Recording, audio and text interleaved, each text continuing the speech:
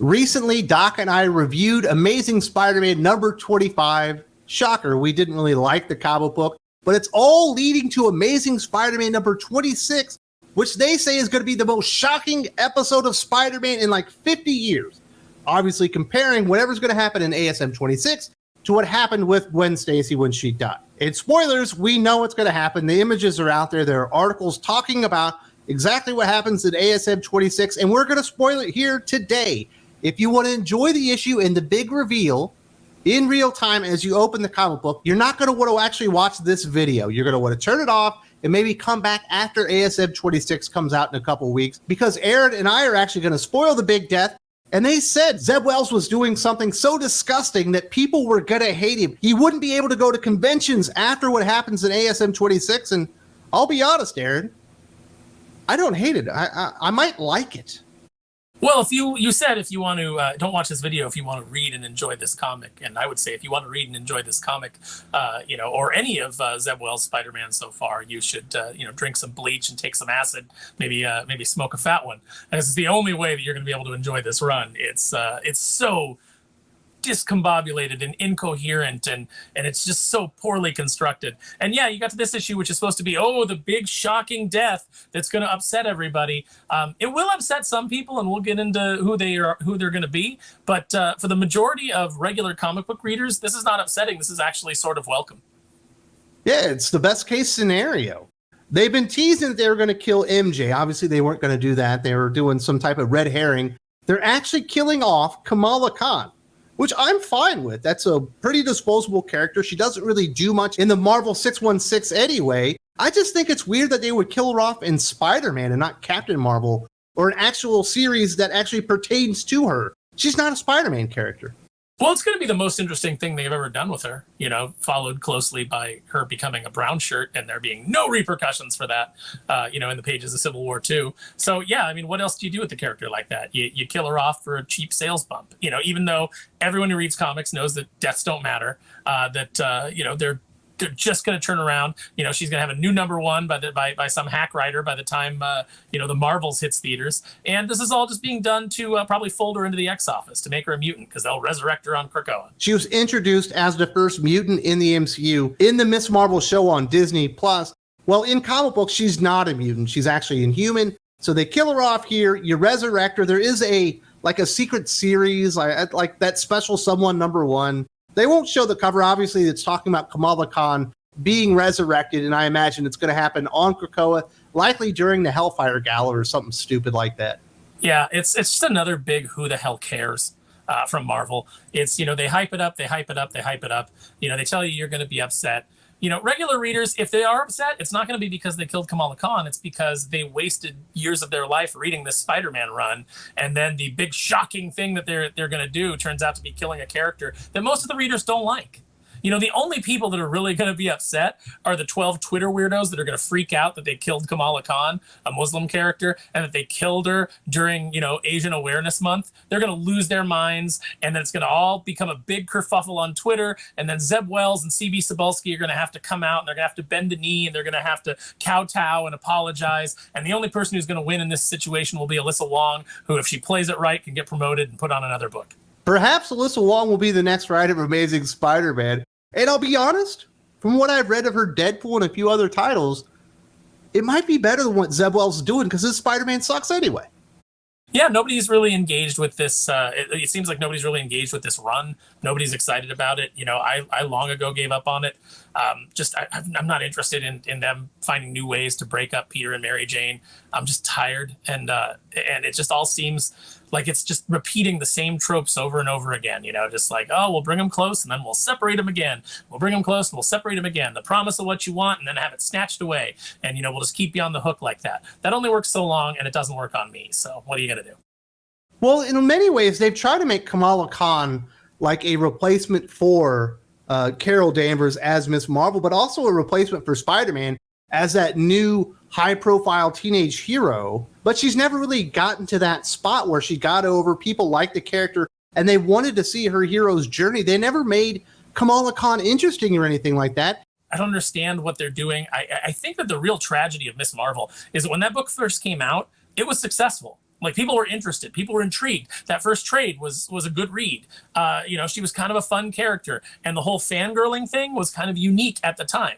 The problem is Marvel then brought in writers who did nothing but copy Kamala Khan, and then every character was fangirling, and every character when they met was telling the other character how great they were and how excited they were to meet them, and how, I followed your career and I just love you so much. And then every character became that, and that diluted Kamala Khan to the point that by the time she was in Champions, she didn't even recognize the way she was being portrayed in Miss Marvel. If she'd show up in another book, there's no editorial oversight to keep her character consistent. So she's never had a consistent character that people can latch onto, and the consistent character that she had at the beginning, they turned into everybody. So who cares?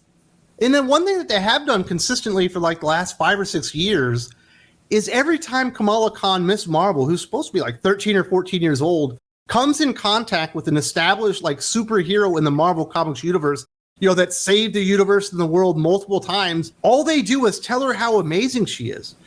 I don't want to see Peter Parker lower himself to be like, oh my God, Kamala Khan, can I have your autograph? And they try to get the character over that way by making the established heroes fawn over her, and that just was never going to work. You have to earn it. You have to show what makes her special. You have to show the hero's journey for Kamala Khan for people to actually invest in it. You can't take the shortcut by having a hero like Captain America being like, oh my God, Kamala Khan, I've always wanted to meet you. It just makes people roll their eyes and hate the character. Yeah, again, it's the other characters all fangirling now over Kamala, and Kamala's supposed to be the fangirl, and it doesn't work. Also, when you have Captain America say like, oh, I've been following your career, I'm so excited to meet you, I think you're great. That's not cool. That's creepy. Why is Captain America following, slavishly following online like a 13, 14-year-old girl? Stop it. It's awful. This could be the beginning of something special for Peter Parker Spider-Man, though. He's kind of stuck in the rut. Every time he gets a little bit of character progression, they kind of regress him. Next thing you know, he's back in college. He's sniffing MJ's butt again, hoping for a date, and he never really gets to move forward in his life. Maybe this is the new direction for Peter Parker Spider-Man, where he just goes around the Marvel Comics universe and starts zapping out variant characters that everyone hates and have no purpose in the Marvel Comics universe.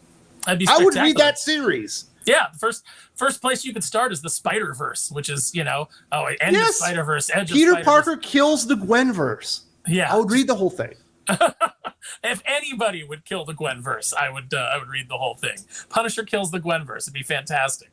Oh, yeah, what a wasted Gwenpool is just the worst character. Not even a character, just a cardboard cutout posing as a character. But that's neither here nor there. It's just...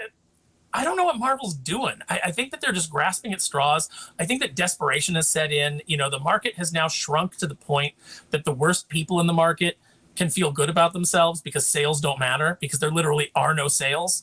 So the worst selling writers can just keep getting put on books because it literally doesn't matter. And it just feels like that's just permeated this malaise and this not having any desire to push the envelope or to try to get sales back or to try to get readers back. It feels like the heads of Marvel and DC have just decided that, as everything burns around them, they're the dog in the cartoon going, this is fine. Now, Nick Lowe, the group editor at Marvel Comics for Spider-Man, is out there saying there's spoilers out there. Don't get caught up in that. Don't go see those spoilers if you want to see the real reveal in ASM 26. But I'm pretty sure they're happy that this got out there. People might actually go read the comic book now that they know it's something they wouldn't mind seeing. Mm-hmm. Yeah, now that they're like, oh, you're not gonna kill MJ, it's gonna be Miss Marvel. Okay, cool. I want to see how Miss Marvel does. Maybe I want to frame that issue. It's a big moment. I've been waiting for it. Start killing all the lame characters, And the tragedy is Miss Marvel doesn't have to be a lame character. She didn't have to be a lame character. That's what they turned her into.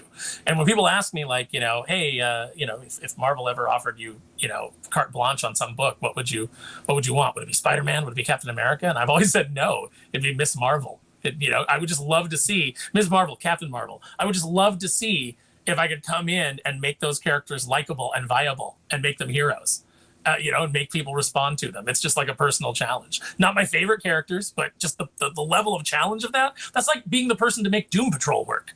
Hey, man, Doom Patrol's awesome. Doom Patrol's awesome, but every writer's like, I'm the guy. I'm the guy that could make that work. And so many of them have gone on it and not made it work. Well, you got to know what you're doing. You got to have a certain kind of writer for a team like Doom Patrol. Now, the hate that I have seen, yes, there are some people fawning hate. Oh, how could you kill off Kamala Khan? But mostly what I've seen is The Marvels is coming out pretty soon within the MCU itself. Why would you kill off one of the big stars that's supposed to be the breakout star in the MCU, in the Marvels, here in the Spider-Man series? And I say it's because they're going to resurrect the character before, obviously, the movie comes out and you'll get a number one issue. But I would say this isn't great planning, but maybe it is because she's in the news. Otherwise, no one would talk about the character. I mean, if she was killed off in Captain Marvel, would anybody care? Nobody reads that book. You know, at least they put it in a book that people still are, you know, hate reading, hate buying. Yeah, hate buying. You know, it's like Amazing Spider-Man is one of those books that, you know, even I did it for a long time where wasn't enjoying it, but I kept buying it because it was part of my run and kept bagging and boarding it until finally I decided, why am I giving money to people who hate me? Why am I giving money to people who don't want to make me happy, who don't want to give me stories that I like, you know, who actively want to subvert my expectations? Why am I doing that? But, you know, there's still people out there that are still like continuing their runs on these books. So, you know, those books always tend to do pretty well. And, you know, so yeah, put it in there where it's going to get some attention, because in Captain Marvel, it's not going to get any. So do you agree with Marvel Comics that this is going to be the most shocking thing to happen in Amazing Spider-Man since the death of Gwen Stacy? We're talking more shocking than Sins Past, more shocking than One More Day. Some really hated stuff within the Spider-Man history, even like a clone saga that went on way too long. Does this reveal, knowing that it's Kamala Khan, live up to the hype that they've actually been generating over it for a couple of months now? Nope, it wasn't. I mean, it didn't shock me at all. I was like, it was just kind of a mild curiosity. When I found out who it was, I was like, oh, all right, it's not who I thought it was going to be, but it's not shocking. It's not groundbreaking. It doesn't excite me or compel me in any particular way. I'll tell you something that was shocking at the time, you know, more shocking than this could ever be, which was the death of Jean DeWolf. That was more shocking in Spider-Man comics than this, you know, when the Sin Eater killed her. You know, so like, yeah, all the hype, that's just all it is. It's just hype. It's just them trying to generate any kind of interest in these dead brands that they're slowly, you know, asphyxiating and holding the pillow over their face while they lay in hospice. It's really sad, and it's really disappointing that they even went this way, because it's not shocking at all, and no one cares.